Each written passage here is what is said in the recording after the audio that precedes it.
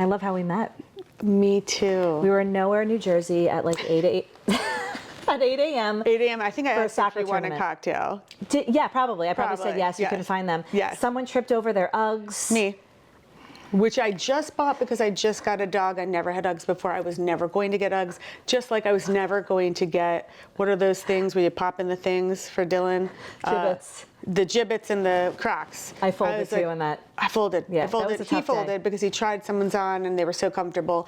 And They're I still tried the ugly. Uggs on and they're so ugly. But when I'm like, it's snowing outside when it rarely does in New York. I walk the dog and I just don't have to put socks on and I put the Uggs. So I tripped and I always trip on those Uggs. There's a little tip there. Yes. I might die. So in my I Uggs. just bought Uggs too. I finally caved on Uggs and Crocs. What's left Did for you us? buy Crocs for yourself? Come on, you know me better You did than not. that. No. Okay, thank you. Come on, it was a little insulting. Sorry, we've just insulted Sorry, I someone still want out to there. collaborate with Crocs. So I No, probably we love should, but I Crocs. Crocs. Gibbets are Gibbets everything, are everything, for yeah. many people. Yes. And I loved that. And then we were talking, and you're like, I'm traveling a little bit, and you were so unassuming. I was like, where are you going? What do you mean you're traveling for like a week or two? And you're like, I just wrote a Yes. book. I'm like, what? I love that about you. Thank you. You are just. It's really a breath of fresh air to know someone who's been in the industry, fashion industry for so long, that comes off the way you do, Thank so you. genuine. It's real and it's I'm rare. from Chicago. I think that helps. Right? Doesn't that help? You're Chicago strong and proud. Yes. And Yeah. we're a little bit like more low key. You really are. Right? Like we're a little chill with I've been in New York since 1999, so I'm like tough and I'm a bull, I'm a Taurus. So like, but yeah, I think that like. Stubborn, but on the end, the last day. Okay. But yeah, we met and we had never met before. I love that. And our kids are on a soccer team together. And our lives sort of we must have crossed paths a million times. I'm sure.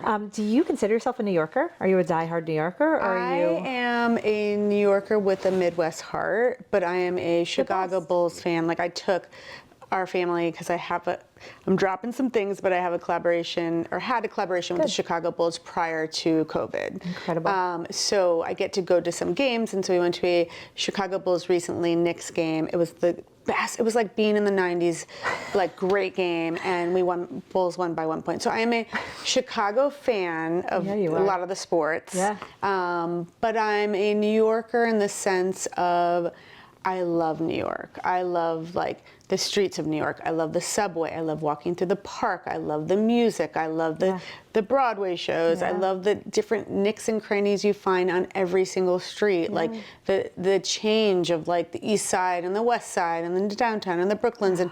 And so that to me, I think the culture of New York I like thrive on. Yeah. And I love Chicago, and I will always love my hometown. So I would call myself a New Yorker with a Midwest heart. I think that's pretty cool. Right? Yeah, it's pretty rare. You're not mean. It's weird. We'll get into your designing, and you're a designer, you are an author. Did you always think you'd be a designer? Yes. I know you were always designing, Yes, weren't you? yes. You're like, yes, I know. It was a matter of when. It was exactly. I'm like, out of the womb, let me do this. I mean, I don't know if yes, I did. I definitely did. I like told my mother, like I wanted to wear dresses at the age of like 5. Then I was like, I need my like jeans and sweatshirts over the dress. Like, there was Nikes that were purple that I had to have. Oh, so yeah. I was definitely, and then my mom was a thrifter. So like I would go thrift shopping with her in Southport, in Chicago. Wow. So like I would go through these like stores and we'd see like old vintage Norma Kamali and like Donna Karan, which I'm wearing her vintage jacket. Incredible. And so I got to see like this like world of fashion through her eyes, and she was no one in my family was in fashion, but she loved it. So I just like the spirit of the fashion industry and learning about it in the 90s and the 80s like was really exciting for me, being from Chicago and not being surrounded by it in New York. Sure. And so I studied it and took classes like where I could find classes, because it wasn't like now where there is like a fashion class down the street for like 7-year-olds to do sewing. Right, exactly. That didn't exist. Right. Or even like drawing classes. Yeah. So I was really like I was fortunate and privileged to like my parents see that I loved it to put me in those classes. And then I was also told that I always would have to work if I wanted to buy my clothing, like as I got older. So I worked in retail in Chicago. Smart. I worked Discounts. oh yes, the Gap, my first bodysuits. Very like, smart. You know, and then I worked at Fox's, which was an off-price, like Century 21, Loehmann's, Marmax in Chicago. Yeah. I worked at the merchandise mart. So I was immersed in like different pieces of it, which was really great that I was pushed that way, not to just like be in design, but also look at the whole business, retail, agree. Retail merchandising, sales. sales is really important. So it's one thing to make something, but then to see how it's sold, how people respond, Exactly. is really incredible. So to be in like the Gap and see that like bodysuits flew out at that time, right? Like over a skirt that maybe didn't. That was like a, you know, a plaid skirt that time, which I love your jacket, by the way, speaking of plaids. So I've been, so when I went to college, I triple majored in design, design, retail, and merchandising. And sorry, I am losing it today. Design, small business certificate, and retail. Man, you had such a focus, and you literally nailed it at like 5. You have this. You do. It's funny. Some people are like, I didn't know what I wanted to do until I was 40. You're like, no. I 2. always say though, it's sort of like I used to call it like the devil and the angel, because to really know like what you want to do, it's like it drives you and drives you and drives you, and when you fail, it like is so bad, right? It like hurts so bad, but the failure has always helped me move forward and be stronger, right? So, but it's definitely like it's never gone away. Like what I do, I love to do every day. So I'm going to blow you up for a sec. You just described a successful entrepreneur. Not everybody is like that. People avoid things so they don't fail, or they fail once and it's wrecked them for life. Yes. This grit, this entrepreneurial spirit, was this innate in you? Was it mirrored from your family? I think so. My mom was a physician assistant, but she created a lumbar support. So it was called the back machine. And so she developed this one style number, one colorway, you know, one price point product, which is very different than the fashion business. Sure, but that's incredible. But incredible. Wow. And so I would go to trade shows with her selling product. And then back in the day, the UPS man would come to our basement growing up, and she would be packing boxes. You'd hear in the middle of the night, like, and it was that tape roller. Of course, we all know it. And then the It's the guy, holidays. yes, and then the UPS man came and he was like, and like passing the boxes. And so that was in my home. And then I had friends who interned for her or worked for her in the back library. So we lived in a brownstone in Chicago. And it was like this, I saw, you know, like a working mom doing it. And then she was the only one who really, out of all of our friends, was going to China to produce the product. Oh my gosh. So she would come back with products for me, like canteens, erasers, and then I would sell those to my friends.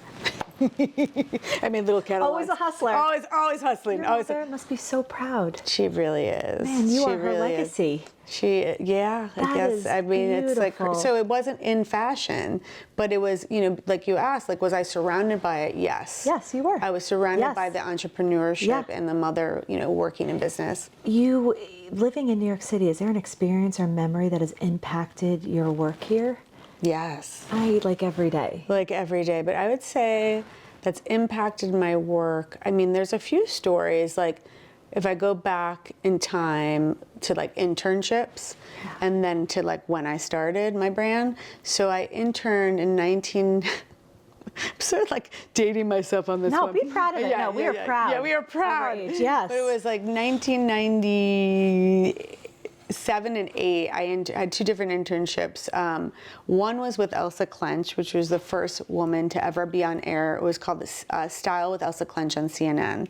Cool. So she was the first on-air fashion expert or show, and she took me under her wing and would like take me in her limousine to go interview Marc Jacobs and Donna Karan. So I had these like amazing experiences at Fashion Week with like, you know, Bill Cunningham with his camera and like interviewing Marc Jacobs. It is like like first show in Soho. Like it was just. And you were watching on air. That's a whole other. And then I was beast. transcribing all the interviews. Oh my gosh! Yeah, Wow. that was so cool. And she had worked for Vogue prior to being on CNN. So that was like this moment, like of being put under someone's wing and letting me be there and do. And then I had an internship with Donna Karan, I think the summer or the summer after, in New York. And so I came from Chicago and lived in like the NYU dorms, I had a few roommates in there that I met there. And then I worked for Donna Karan, and what was really cool was like getting off the subway, going to 38th Street or 39th, where all the showrooms used to be. The garment district. The garment district. And like walking in and like being so excited to go up the subway stairs to this office. I'm laughing because I worked there for years. I mean, that's where my office was for 18 years. I came from Penn Station. I was a Long Island girl. Yeah, right. So it was a little different coming from NYU to Durham. So it was like, or then also maybe that summer I lived with my sister, who was 5 years older. So like I came for like a few weeks and lived with her. But I just remember that feeling. And then I met all the buyers that eventually I would sell to. Oh, that's cool. And like work with this legendary woman who like started a line called the D line, which the Donna Karan line, but seeing how a brand starts something but then it doesn't work out. Like was also interesting that it never went anywhere, the D line. Which is very common.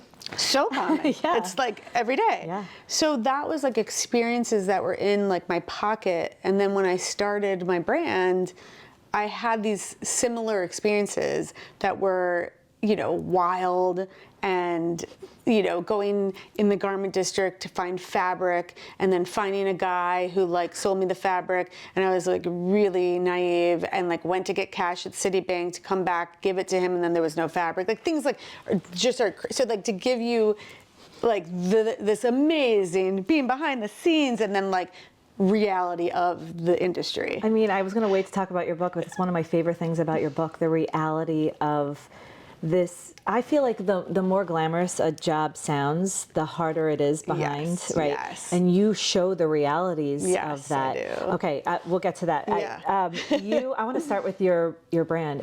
Is it safe to say a little over 20 years old? Yeah, it's 23 years old. So Boy Meets Girl. Yes, Boy Meets Girl. What inspired you to start this? So you were always designing. I was always designing. I designed for Eli Tahari and Izod. So those were my jobs out of college. So I interned Elsa Clench, Donna Karan, and Sandra Rhodes in London.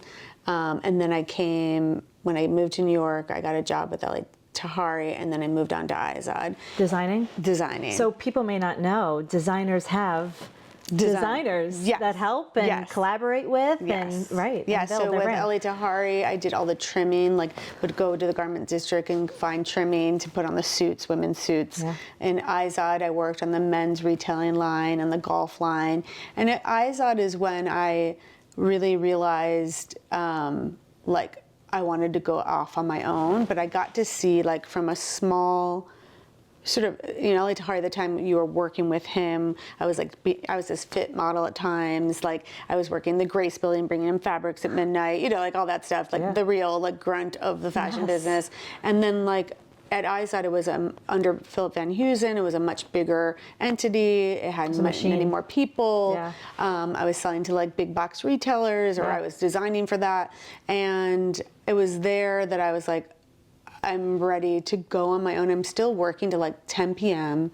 and I'd like to do this. I want to take a stab at this. I think that was your question, right? Because I'm like going off. I'm veering off how this started. No, you're good. Yeah, okay. I'll bring it back. Don't worry. You bring it back. Why did you start? So you were working. Yeah, so then I went to Helen Katz, who now is in real estate, because I found her on LinkedIn, because I wrote about her in my book, and I said, I love working here, but I really want to start my own line. Can I work here 4 days a week and 1 day off? And she's like, yeah. Are you kidding me? No. Who asks Who that? does that? Who does that? I don't know. I don't know who I thought I was. And they said yes to you. And they said yes to amazing. me. So I worked Monday through Thursday, and I started sewing every Friday, making things. And everybody, like friends of friends of friends, were coming to the house. Was like This is in your book. It's in my book, yeah. And I read it. You read it. So it's like, these are all the things. And then I said to her, like a month later, because I was like not sleeping, I was 22. I was going out still every night. Of course I you wasn't were. like sacrificing sleeping 3 hours my a- life, like, but I was still like working all the time. And so I was like going to work and then working by night, selling the clothes. Friends were coming on the weekends. I was hustling, like, and then I was like, you know what? I don't think this will work. I'll never be able to do it. So I decided I would get a freelance. I interviewed for freelance jobs from other designers who had worked at IZAD, who were at men's, like, doing CAD work and stuff. And I'm like, I'll make sure I support myself, but I'm leaving like a big salary, a 401k, like health benefits. But I was young enough that I could do that because I could be on my parents' health benefits and all this stuff. So I called my parents, and they've always been so encouraging of me pursuing what I love. And they said, if you can pay your rent, you do what you want to do. And I was like, I've got this freelance job, I can pay my rent, and I'm gonna try, like, submit my stuff to a New York, like, new show, collective show, and if I get in, like, I'm gonna do it.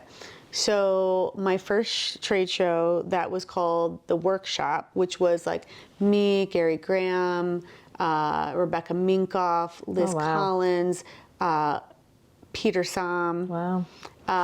Yeah, like crazy. Yes. Like 60 of us in a room in the Chelsea Market. It's crazy. And I got into the show, which was like really, you had to like submit your portfolio and all these things. And so I decided I'm going to do this. So my first trade show, my mom was there as my sales lady. Perfect. Yeah, I mean, I had an intern from FIT. Amazing. Smart. Yeah.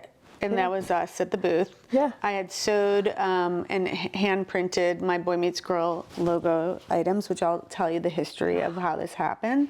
And my ribbon cinch shirts, which were really big from like 2001 to 2006, which had like a very special cinch year that accentuated any shapes and sizes. Yep. And like my flowy hippie top, inspired by like college hippie tops, but like pretty and fitted and like embroidered sleeves. Like it was like my brain on like, I don't know what, like, but it had so many engines of like streetwear with hippie, with vintage, which is so like now, It just right? sounded like you. Yes, What it was you all liked rolled at up. that point. It was all rolled up into me. Yes, Yeah. exactly. And so just to go backwards, this logo was inspired by, there was silhouettes on my now husband, who was my boyfriend's at the time, my boyfriend, still my boyfriend at the time. And he had silhouettes of his brother, sister, and him. And I had silhouettes of me and my sister. And I went to his house to have like a dinner with his parents for the first time. And I looked at it, and I was, in my mind prior to this moment, I was working on what would my brand like identity be, and who would it speak to. And so I had studied like, Donna Karan and Norma Kamali and Missoni and Ralph Lauren and, Kenneth, like all these greats, and, during that time, Marc Jacobs and the American fashion designers, right? And also like John Galliano and Karl Lagerfeld and Coco Chanel. And so I had seen that these brands that had succeeded had like identities that spoke to them.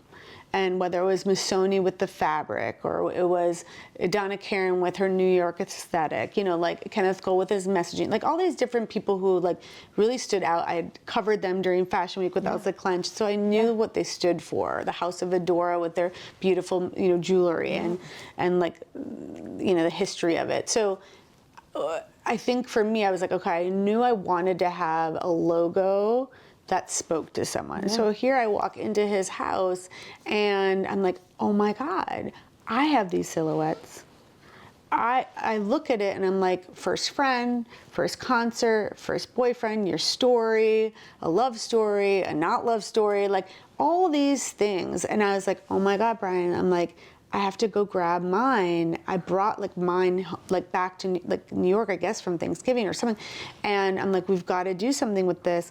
And he at the time worked at Chelsea Piers, but was in marketing. Wow. And knew Photoshop. Like I knew CAD and Photoshop, but like he like knew like Photoshop well. So like maybe that week we took it down, we scanned his in, we scanned mine in, we poofed up like the hair, the ponytail, like we edited it, we made girl, girl, boy, just girl, and then like Boy Meets Girl was born. I love that story. You weren't married yet. Were you like, I gotta marry him now? No, we were dating. You have his for like a silhouette. Yeah. You had to marry him. Right. I like had to, yeah, or like, you know, pay him out or something. So marrying is probably. Right. So it's very instrumental in my beginnings of Boy Meets Girl. I think I read it. I don't think I even, or you told me. I love that story so much. But it's really so like your story. It's my story. And so the brand as a whole has been about everyone's story. Yeah. So that's... Well, your brand, literally, it's all about inclusivity, purpose-driven fashion, philanthropy. Yeah. How have you been able to create so many collaborations? You know, it's so funny. Wait, no. I'm like, into meaningful pieces that resonate with so many people, and then you also have the celebrity following of Rosario Dawson, Kendall Jenner, Nina Dobrev. How are you doing this? You're constantly doing this. How?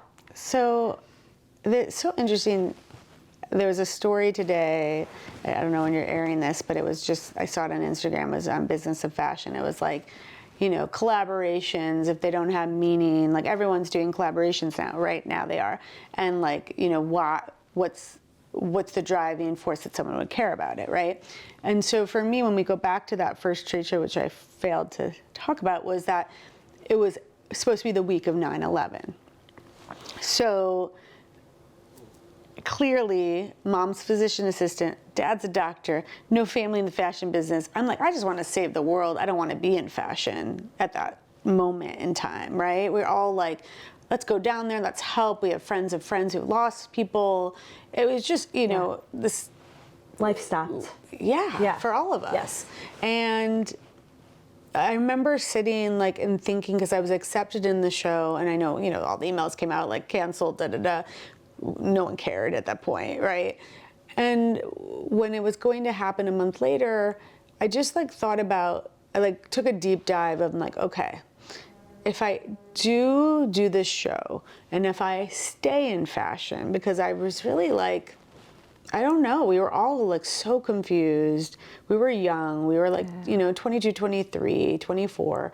And it was our first, you know, where we are today, so different where we were then, as, you know, with social media and what kids are seeing today and the wars going on in all different countries. And it was like an attack on America and just like for us, like the loss. And so I just was like, what does this even mean? Like, how can I do this? And so I looked back at like sort of some of the brands in my mind that I felt were impactful over the years.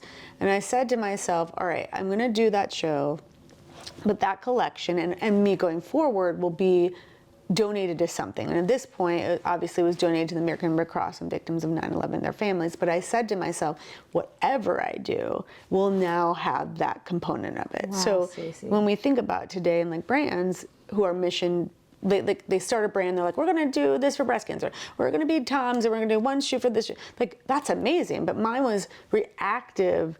It wasn't, I knew I'd always be in philanthropy and nonprofit world. I would, you know, wanted to do things for breast cancer because my grandma passed away from it. Like, I knew that I would get there. I just didn't know it was going to happen out of the box, right? And so for me, out of the box meant the rest of my career. Okay, two things.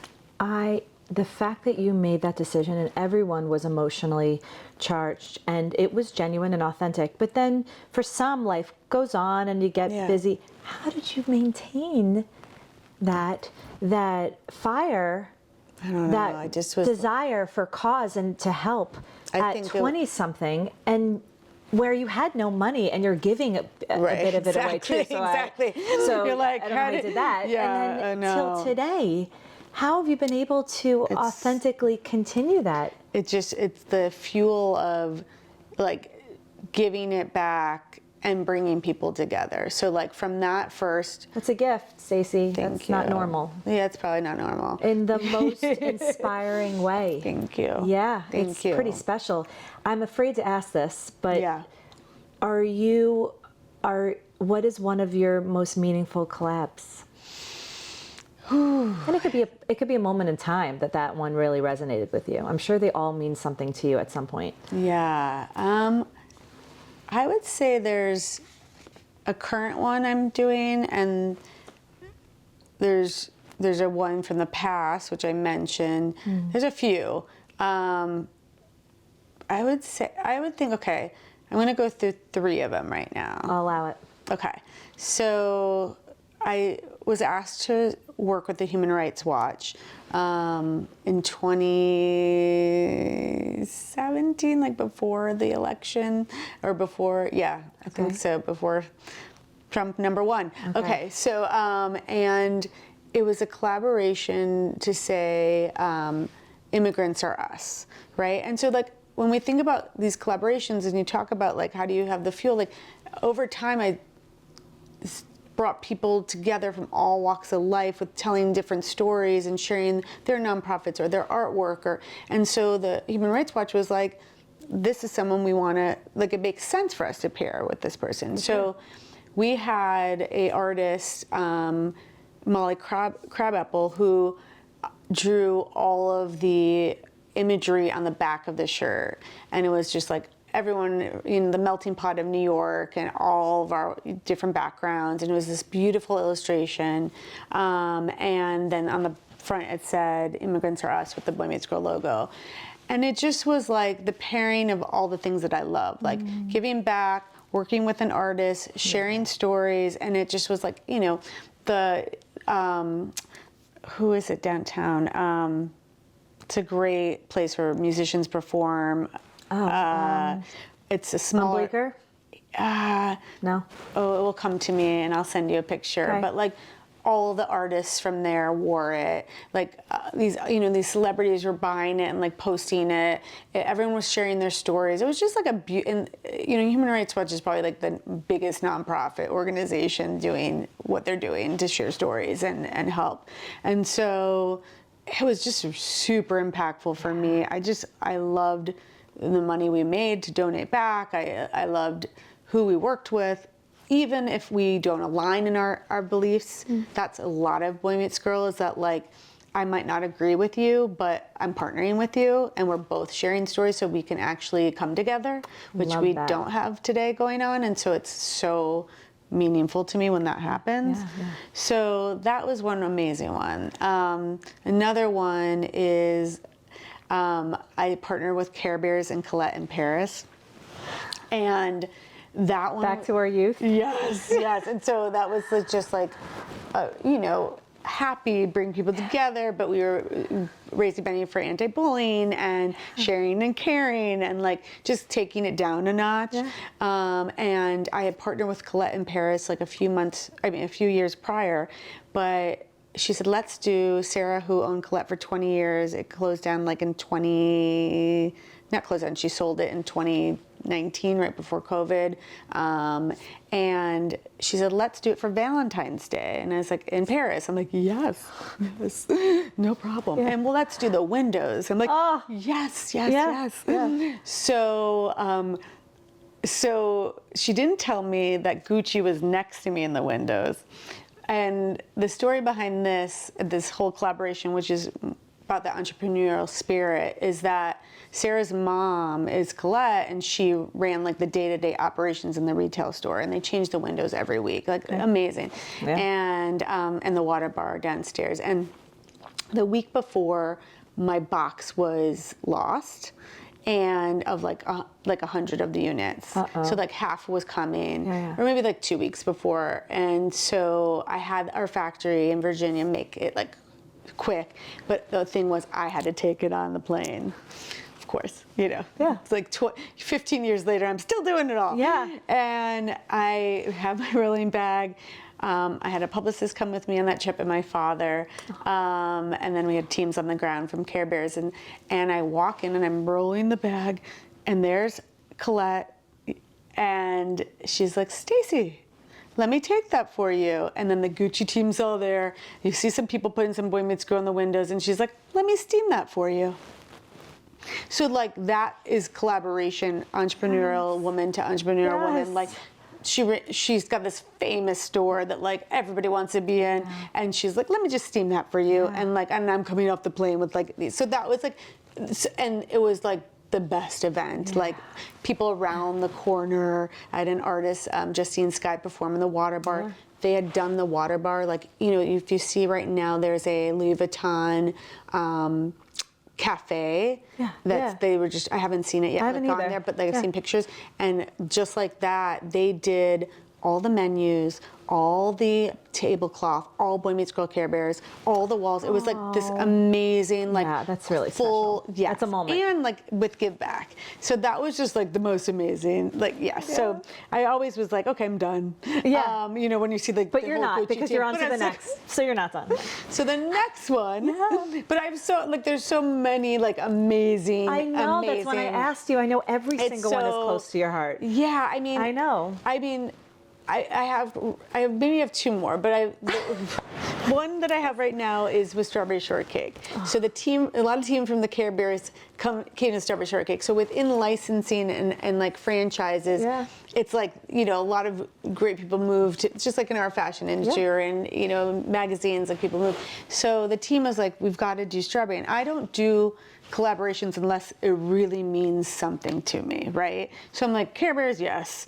And then Strawberry, like the scent, and like I you right remember back. like I got it as a gift and I was like, So I said, hell yes. And but my main thing with Strawberry is I have a 2-year co-licensing deal, which means it's not a, going back to collaborations in that Business of Fashion article, it's not like a one-drop collaboration. This is like an expansive 2-year deal. Smart. Which was very important to me because a lot of brands you see go in and out and do collaboration, drop it and have the store pop up, which is awesome too. Yeah. But like, I just wanted to have a life with them, a berry life. You're like, I was waiting to. It's been a berry day. Yeah. It's a bad day, but it's a berry day. Yes. And so I wanted a berry 2 years because it's a crazy year, crazy 2 years, and it's a really special collaborations of like putting pieces together with them that go that are very expansive in different elements. Like, and we just dropped our first sustainable, adaptive denim upcycled jacket for anyone who has a disability that needs to take on and off the jacket in an easier way. And it's like that piece right there, they've never done that. I've never been in that space, and we were able to put that together. So that's like the most like when the collaboration comes together. And that's also being donated to the Bully Bus organization through the National School Climate Center organization that they've now changed to the Climate for Change organization. Yeah, so but I've been working with them for a long time.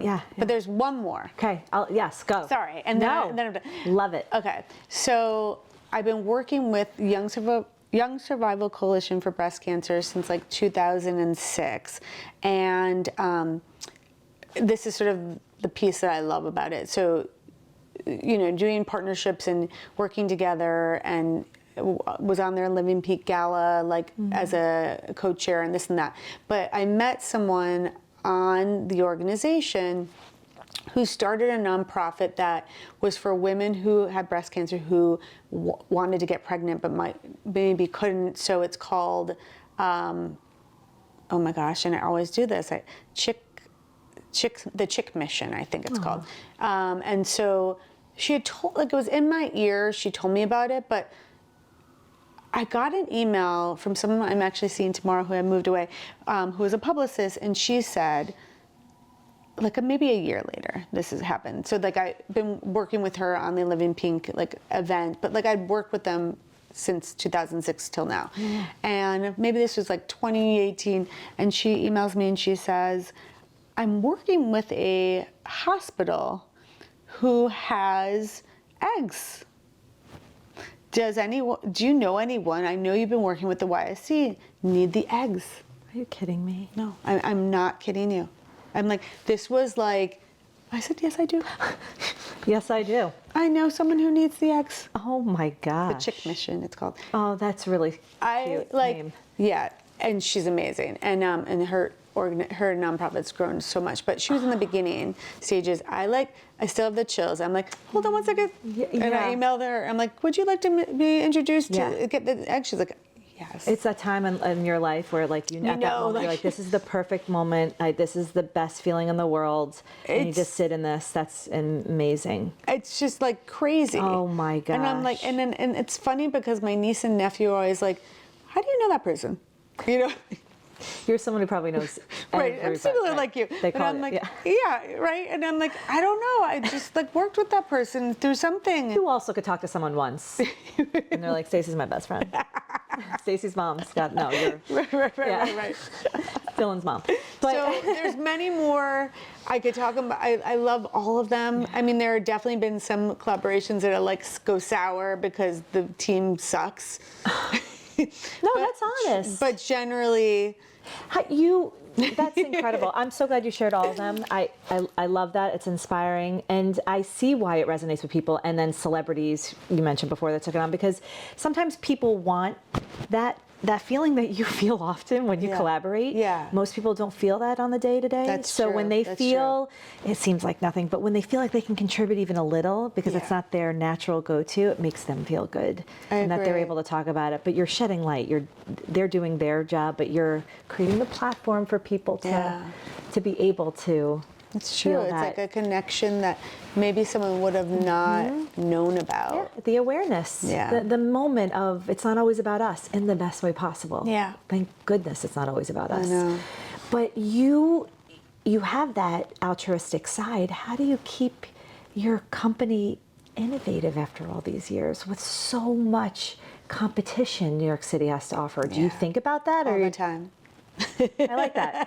I don't know what you were going to say. Either you're going to be like, I never, or that. I love that. That's all real. The time. So how do you marry that and keep it fresh? I think that. Are you researching, or what are you doing? I'm seeing it all. So, there was no social media, so I had to gravitate to social media for all of our platforms in an early time. And then everybody would ask me to speak on these panels, and then, big brands be out there and they hadn't started their Instagram, or Instagram wasn't even there yet, like Twitter. Or MySpace. Right, exactly. And so being one of the first to innovate in those spaces and I learn what's going on so I can help the brand be elevated, but more about like what's happening in fashion and when fast fashion came in, that hurt so many of our designer friends. And how do you compete in this price point? Selling to your department stores who want it at $10 versus $20 because you're making it in America versus overseas. Like, I've been part of all of those discussions, and where I'm at today is, how do I save our industry? How do I save the environment? And so I guess going back to like, how did I innovate? Like, I brought lyocell fabric and sustainable hang tags to Urban Outfitters in 2009, where they're like, sure. Are you serious? Yeah. And they did it. They did it in all stores, but it wasn't like they thought the consumer would really care, which they're probably right. Like, it's much more. I feel like they care more now. I mean, maybe not back then, but it was a slow burn. It was a slow, Urban as a company cared to do things, but they didn't think the consumer would. And yes, today, TikTok and Instagram and social and digital platforms, the younger generation cares somewhat about sustainability. That is great. And so for me, in this whole scene, fast fashion and the factories and limiting my carbon emission and like how do I do things on a smaller scale, but then when I do them on a bigger scale, how do I make them more impactful? And so all that is leading me to a really cool place that I can't talk about yet, but Love it. but will change, I believe, the end goal of like where we are with the buildup that's happening like in India and China with like killing our environment. Yeah. And so I'm working with some teams. So I'm at this place now where so many thought leaders are coming together to make change so that we can change that landscape. So I think like I've always kept my mind in how do I help in a sustainable way in the sense of the nonprofit and bringing people together, and then also in how we produce and keeping up with that. Yeah. So it's almost like you never allowed yourself to get comfortable. no. You do something, you're on to the next, you're researching, you're Yes. figuring out. Yes. A lot of people can get comfortable. This is what I'm doing. It's a machine. It's running itself now. Yeah. I'm good. I guess maybe You're- it's better that I You're haven't always had that. hustling. I'm always hustling. Yeah. I was in great meetings last week with like incredible, smart, like people making big change in inspiring. our environment. Yeah. And that's like so exciting for Yeah. me. Yeah. So Life-giving. I hope so. I mean, it has to be. It has to be. Yeah, even Yeah. the struggle is like, at least you Yes. feel alive. I feel alive. I definitely like every channel or like meeting and step has always kept me okay, I'm here, I'm doing it. Like I'm making like this is really cool. Like I've impacted that, or I brought this to Finland, and like they made change there through the like it's just like okay, got it, and onto the but like I might be onto the next because I have to keep the business going, right? Yeah, you do. You need money to come in to actually do this work. And then you were like, I'm not doing enough. I'm going to write a book. Yeah, that's right. Great segue. You wrote a book. I wrote a book, Embracing the Calm and Chaos. Yes. What made, first of all, this wasn't just written in a night. This, No. right. This Yeah, took yeah. years? This is all journal entries and like notebooks and napkins and subway rides and paper pads and everything. Like it was all in places. And I've seen that. You've shown. Yeah, I showed you some of that. That's yeah. wild Yeah, and that like you kept it all and the you were able to letters. read it and organize it. Yes, and then I had I hired a ghostwriter, Emily Liebert, who her name's on my book on the front, who I love, who would call. We would do interviews every week, and I'd send her all of my passages, and then she'd interview me on pieces of that. Was she going crazy with all the with her Post-its? I mean, what were you giving her? She definitely never was a ghostwriter for someone like me. I'd like to have her on 'Cause she- next to hear the expose. She would love it. No, she would ghostwrite for amazing. like the Kennedys or a housewife, but no one was so involved as I was. Of course. But that's okay. Yeah, no, It's my but book. I would expect that. Yes, it's What my story. motivated you to write it? I started all these different groups like Women's School University where we had students come to the Love that. office and Yeah. like I was always asked to speak on panels or do this X, Y, and Z and Yeah. As a thought and leader. then it was someone was calling to have their daughter talk to me about something or want this and so COVID hit and I got to, be there with Dylan, my son, and homeschool him and like work from remote and keep the business going. And I was the fortunate one who got to do that, and it wasn't on the ground floor. I wasn't a physician assistant. I wasn't a doctor. So I wasn't leaving the house every day. And I wasn't on a plane or going to the garment district or in a meeting. And so I was still being asked to collaborate and I was still being asked to speak to schools. Like I was doing something for the University of Wisconsin where I went to school and I was FIT and people were asking me to do Zoom things. Yeah. And I just said, I think this is the only time I'm going to have to actually do this. Yeah. And I had 7 years prior met Emily and asked her to write the book with me. And she said, you need to write a manuscript. You need to, not a manuscript, like you need to write like, a 50-page, what it's going to be about, and you need an agent, like if you want to go that way. And I was like, after 20 years of building something from the ground up, I want the best agent, and I want to sell the best publisher. Yes. I just didn't want to do, not to say my way hasn't led me to where I am, but I just wanted to have like check. Yeah. And I said, when she said that to me, I was like, okay. And I was like on a plane to like, Finland or Paris, and I was like, don't have time. Okay, I'll talk to you later. 7 years, like to that day, to email them. I'm like, I'm ready to write the book. And she's like, there's a pandemic. Okay. and she's like, I have time in February. It was like, I think December. And she says, but you need an agent if you want to do this way. And I said, I do. I don't want to self-publish. I want to do it this way. Again, self-publishing I think is great too. And she goes, okay, I have 2 agents that I'm thinking of. One is mine, and one is another one I've always wanted to work with, because a lot of people who write books want to work with the other agents. Okay, yeah. So hers wasn't my genre, and she got me on Zoom with Kirsten Newhouse, who's my agent, who has Trevor Noah. Oh and my Damon gosh. John and Jeanette McCurdy. They're in good company. They're in good company, right? I was like, yes. Yes. And I pitched her my story, and she said, this is your time.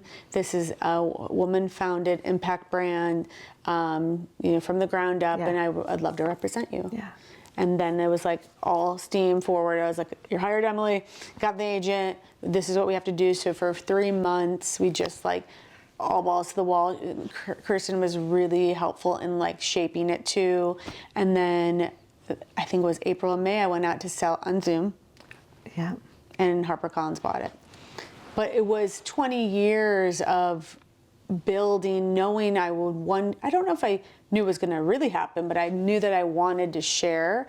And it's not like I was like 100 years old doing a memoir business book, but I definitely like felt the need for so many people come to me to like, how do you do it? Yes. How do you give back? How do you make money? How do you build it? Like, where's my daughter going to go to school? Yes. I'm changing jobs. I had done also right prior to that, or actually in the midst of that, I was a mentee for like 6 women for a Hey Mama group who had chosen me. And they had chosen me from different backgrounds. One was in music, like a girl who wrote songs for other people. Someone had a nonprofit. Someone was changing jobs. One had a clothing line. One had a handbag line, and like the other one, I had a WeWork space, but for the LGBTQIA community. When I saw who picked me, and then how I helped their brands change and grow in like the month and a half or 2 months we were together, I was like, okay, this book is going to be really impactful. And I'm not surprised. And the last day, I started hysterically crying to them. I was like, because they had, like, Heidi, who was one of my girls, is now like, she wrote a book, she changed her business, she's wrote her own music, like, she's like massive on TikTok now, like totally changed over. The girl who had the WeWork space, like went from like, not WeWork, sorry, and I should say her name, I don't remember the name of the place, but the space like went from like many people coming to 100 people coming. Like it was, everybody had grown.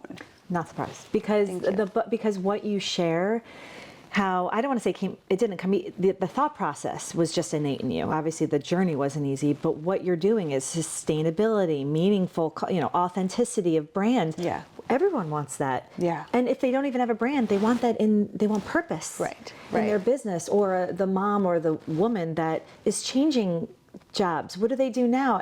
Yes. You cover everything. You just happen to do fashion. That's right. Right. It's not just That's for why the it spans. Yes, across. exactly. It makes such sense. And there's a lot of reviews from people who say that. I'm like, I'm not actually. One was like an actor. She's like, well, I might want to start a business now. I'm like, I'm actually shocked that I'm like, you sure? Because I say to them in the beginning, I'm like, if you are like elbow grease, like 24/7. But you share that in the book too. You're not like it was caviar and champagne. You're like your first office was in Jersey City. Yes. You're getting up. There's nothing sexy about getting up on the train for Jersey City in the early morning. In the little bus with 10 people on it, with my backpack on. With your backpack on. With my computer I'm sure you looked cute. I'm not saying you didn't look. I don't even remember. But I always wonder about books. I'm like, is it hard to navigate through the personal stories and then like what you want to put out there, Yes. what you feel like you Yes. should, and put Yes. yourself out there so people can relate, what is very vulnerable and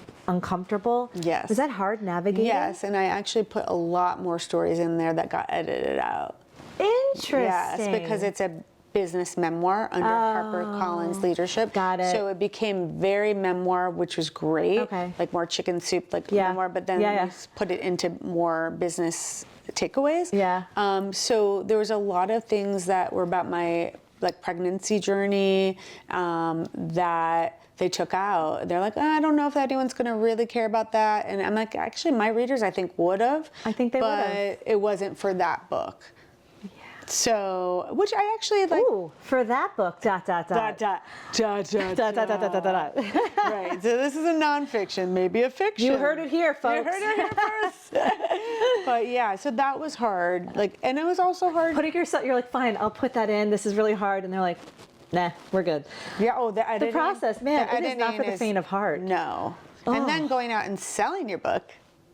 I mean, I can't like even a whole- imagine. In my I head, I know. just want everyone to be like touched and honored that you grace them with your presence. I don't like criticism for you. Yeah. No, the editing of the book had a lot of editors, and it was actually really great that they edited and like made it more into. We had to work really hard on the I final. mean, you have years. That's enough to go crazy, yeah. especially since it's your life. I would think if you could, having that help Yeah, I think was worth every I was penny. like, whatever you want, guys, Yeah, because that's they smart. know, right? That they know how to sell books. But I think about like the authors. I've been on this journey with so many authors that are now like my community, my friends. Like I have a whole new wing of people in my Yeah, you life do. Yeah. that I didn't even know. Like this was a whole other world. Yeah. So much nicer than the fashion industry. Anything is nicer. Right. Like they are like, what can I do for you every minute? Wow. Yeah. I should write a book. Yes, you should. To meet these people. To meet these people. Just to meet these people. But like, oh my God, it's amazing. But I was thinking, just like going back to like, I did 10 trade shows a year for 10 years. And like, if I didn't have that selling experience with my mom or working for Donna Karan or working at Isa, like selling and like different places, working in the Gap, and going into those booths and selling your soul, which is a piece of clothing that you love so much, to those buyers, and then being on tour and having to do those things. If you are not that type of person, because I always relate this back to like Project Runway, like only one person, Christian Siriano, who could sell himself and do all these things, is really who you remember from there. There might be a few others, but you really need to like know those skills. And I meet all these authors who are really great with people too, but some of them are introverted and it's really hard to go on tour, just like a designer who might not like to sell. Yeah. You know, but all those pieces are so important for the success of what you do. You remind me of a story. This was an old garment district guy. He's since passed away. He was my first boss. He was tough. And he put me on the sales floor for a week with the designer I was working for. He's like, sell. Yeah. You'll learn about the clothes by the people you meet and how to Yes. sell the clothes. And I worked in PR at the time. That helped. And he said, you're only as good if the sales are not up, then I don't care that you got a full page in Cosmopolitan. Right, exactly. In Vogue. Exactly. If they're not Smart. selling, then you're failing. I mean, he was tough and it was my first job. I take everything from that experience to today. It is all interconnected. It really is. You're right. And it's such a interesting, like you're behind this book, if you're a fiction author or historical fiction or whatever, but you're more of a writer. You've never even had the experience. Yeah. And then you go on tour. Yeah, it's so interesting. So it's horrifying for some people. Yeah, but then you see like if they really love the story, they'll show up, right? But doing my tour was like me selling my clothing brand for the first year. And it was like how to put this event together and like who's going to show up. Will they show up and buy a book? Like it's fascinating. But then all the collaborations like led to like people showing up and excited to get the book. This isn't cheesy. I mean this. How do you embrace the calm in New York City's chaos? I did add chaos to it. I know. Okay. How do you do it? I do walks in the park. You walked here. I walked here. Did you think this would be the chaos? No. It's your peaceful time. Well, last week, you know that my son fell on his arm.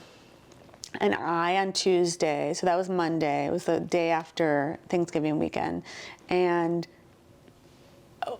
okay, first of all, he has chosen to be like an NBA basketball player. Yes. He's 10. And He can do it. Right. But like that's in his mind. He's like, Yes. so he's been working Aw. so hard. Like, beyond, like, putting himself out there to work so hard every weekend, every day. Aw. And his first game was yesterday, and he fell on Monday, not on the court, not on the field, not at a camp, not on, not hustling and playing in the field with his friends and after school, but on our carpet in our house. It's always that. It's always a non-event that was is the worst. Why is that? I don't know. And fell on his arm that he has broken and that he has sprained before. So I was like, oh no, oh no, oh no. So on Tuesday, like after like 3 X-rays at 5 different doctors, because like the United Healthcare was sending us all these places. We'll get to that another time. And I was in front of Apple because I had to fix my phone like 2 weeks ago and I never did it. So I went there because I had the time because I had to like leave work to do this and that. Yeah. And I just hysterically cried and I called my sister and I was like, and she's like, it's so friends, family, like gets me through a lot of things during hard times. And she's like, he's not going to the NBA. He's not going to the Olympics. I'm sorry, you don't know that. It's his first game. It's okay. I'm like, I'm a soccer mom. We met in we're a soccer mom. And we were loud. And we were loud. And we're loud. And so I was like, okay. Can I just stop you? That happened to our kid, even over us, is the most gut-wrenching thing to watch. It is. You don't want it to happen to you. You'd rather it happen to you than watching your kid have to go through this. Yeah. It is the worst. It's the worst. Yes. So It is the worst. But I had to stay calm for him. So I was like, that was my moment. Yeah. Like, and then when I picked him up at school, I was like, you're going to be fine. We're just going to go to, the hospital to get another x-ray. And he had one spot that is the only spot that you don't need a cast. So I was like, my positive energy. Sling. And he went and supported his team. That's huge too. He did cry 2 nights prior to be like, I want to play. Yep. That's real life. So, but in the midst of all my collaborations and my 4 partners, and when you read the book, and like 100 manufacturers and, bad partners, good partners, financing, finding money, not finding money, feeling like you're going to have to close during COVID or not, like, all these chaotic times of being in business for any entrepreneur. Like for me, it was the writing. Like on those napkins on the subway, I was like, I am good enough. I will be okay. I am a designer. I have my ideas people like, and that was like talking to yourself because you have to be your own cheerleader. It's lonely. Like even if you started a company, you have a partner, which I didn't in the beginning, and you could bounce things off it. At the end of the day, like you both have so much on you, right? Like you're constantly worried about the money or how do you build, who you hire. They're not the person you want necessarily go to for. You might not, right? Well, right? Yeah, because you have different things you are working on. So it's always been like, thank God I had really supportive friends and family, and had like the strength and the courage and to persevere in really dark times. Yeah.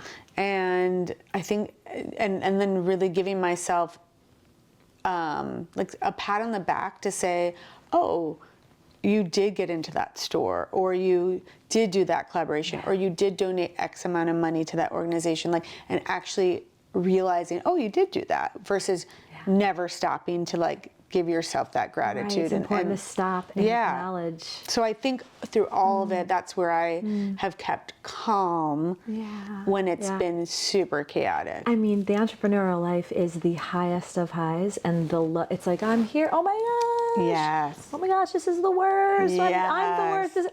It's incredibly, insane. Yeah, and I think it's also for an entrepreneur, because I've been on panels recently with like people who have been at a company for 20 years and have also witnessed the highs and lows of like the hiring and the firing, and like they're still on board and they're like the last standing employee. Wow. right? Yeah, yeah. And it's sort of like they own the company, but they don't. Yep. But what an amazing employee. Like I've had such great employees. I've had to, some not, but like, you know, I've had really great ones who like really supported my wild journey and building the brand. And like I just attended Jana, who's I think her in my book, but like she's in Missouri now and is freelances, but moved to Missouri, and like went to her wedding, and she's like, "Aren't you so glad I'm not your real employee anymore?" You know, like And I can see you finding people that you want to trust and you want to feel like But our when family. you're 24, you can't be really friends with them, even though. No. But of course, I took half of them to a fish show. Obviously. Learn lesson number one: Don't think you do that again. Don't think you would do that again. Yep. But I think young Taylor Swift. entrepreneurs, right? But like I think young entrepreneurs building things right now are doing like fun things with their employees because it's good camaraderie to do. But I think I learned like a decade later what not to do. In hindsight. But yes. But I always say, looking back, especially in your 20s, which is some say is the hardest. It's the unknown. It's a lot of the unknowns. Yes. It's also the most magical when you look back because all those firsts are incredible. They're I incredible. mean, you're not always feeling it at the time because you don't know where it's going and you're freaking out. When you look back, you're like, that was amazing. Right. I know. I don't have kids yet, and everything was just new and fresh. There's something really magical. I always tell like any 20-somethings, I'm like, I know this is hard, but and you're like, what's going to happen? Who am I going to meet? Someone? What am I going to do? Enjoy it. There's like something really magical about the unknown. That's all I say. I agree. And they're like, that's annoying. I'm like, no. No, but it's I know, really true. It's true, right? I know, and it's not. The difference is we didn't have all these like cameras and social to like document it all, which I'm, you know, part of me is like, oh, imagine when I was going to Union City that I could film myself on the bus the whole time. You know, like I'm sure that would have been great content. Now I can talk about it, but like we didn't really have that. Noise. I don't know if they're living in the moment as much as we did. It's not possible. I don't think so. I don't think it is. I think it's the price you pay. While some people can get to certain places quicker, I think the noise is louder, and I think it messes with your head a bit, especially when you're in your 20s and you're figuring out who the heck you are to begin with. I mean, I couldn't imagine. I could not. So you were like on that bus, sitting with your thoughts. Yeah. And my paper and you were writing down on your paper. And I built. What am I doing? Yeah. What am I doing at midnight? You could have been with the phone, like, hey everyone. Hey guys, just hopping on here. I'm in a artist colony, and my bathroom is down over here. You had your. It is condemned. It's condemned, and there are roaches. Yeah. Follow me for more. Glam. So glamorous. Yeah. There's something to be said about like the focus and the grit you had to have. Wow. Okay, rapid fire. Rapid fire. Subway or bus? Subway. Favorite place to get coffee? Okay. In my later life, it's different than my garment center because my garment center life is different than now. I want to know your garment center. Okay. There's a place on 30A Street. Well, there's Gregory's, and then there was another place, I don't remember the name, 39th and 9th. But I would go to like every day, and I really forgot the name, but that had great coffee. There's a new place, so in my walks in Central Park, that is my spot. That is a very, very, if I'm telling you now, if anyone listens to this, which they will, write to me, because Anna, who is at, I love her so much. She is at, it's called Tavern on the Go. Cute. So there's Tavern on the Green, and then there's this little place that no one knows. All my meetings now, I take people from out of town, and we go there. I love that. We walk in the park. I can't believe you just shared that. I know. You should have just said like the bodega. I know. I know. It is such a special spot. That's so New York too. It's so New York and so random. Like you go next time you go, I'm there. Yeah. You're like, I'm the like, hey, what's podcast is up? being filmed here now. The whole place. Yeah. What keeps you up at night? Light question. Last night I was up a little. What keeps me up at night? I think it's like, there's so many things. This current week was like, will he play in, his basketball game, and like, how long will it be that he's off his arm? How do I keep him happy? That keeps you up. Yeah. But it's different things. Like COVID was like, COVID business. Book. Yeah, I think more of like right now is like personal family stuff that you want to get done and fixed and things like that, and like figuring things out. Yeah, I think we can all relate to Yeah. that. Favorite New York City activity with your family? I love a random day in New York that is no plans, no like soccer game, basketball game, football game, that we go downtown or Brooklyn or somewhere, east, west, village, and we walk with no plans. Same. That is my favorite day. I'm like, I don't want to make a reservation. Yeah. I want to pop in Pop in. vintage stores. Yes. I want, and luckily, like my husband Brian, like he loves that too. And Dylan has like loved to now like pop into things with us like that. So it's like it could be in New York, it could be in like any like random place we go to. Like we were in Missouri, and Brian and I found this cute coffee shop, and then we found this great little vintage spot, and that's like my favorite. Especially when your life always is so busy. yeah. I know, it's like very magical. Yeah. Your favorite spot for drinks? I was thinking, it's like so weird because I used to have all these favorite spots. Like No Malice Palace isn't there anymore. You could say your couch. I mean, you could say. I was thinking actually that it was really like places around the corner, like wine, like places that I will meet a friend. Yes. And like going to a friend's house and having a glass of wine lately has been my thing. But if I go back 20s and the 30s, it's like a different spot, Completely. right? I mean, I always love going to, well, this is for sushi, but like I haven't been there 100 years, Bond Street Sushi. Oh, I loved Bond At Street. the bar. Oh, never A went. lychee martini, and they used to have, they don't have the bar anymore because of COVID, but you could have sushi there, sun-dried tomato sushi. I don't know. Amazing. But so there's like, and there's we were probably there, probably walked by, passed you at the bar. Probably. And that's like a little bit more bougie than like other places that like, but I loved it. It's funny, a lot of people say around the corner or in their house. It's just nicer. We've done the rest. Yes. I know. What are your go-to shopping spots? I would say in New York, I love Howard Street. I love like downtown, where is it? Cafe Habana, Elizabeth Street. And that area has some like new vintage stores. And I used to always go to Ina, which I love, which it has like 4 locations vintage. So yeah, I love those areas, and I feel like it's still they're great always down there.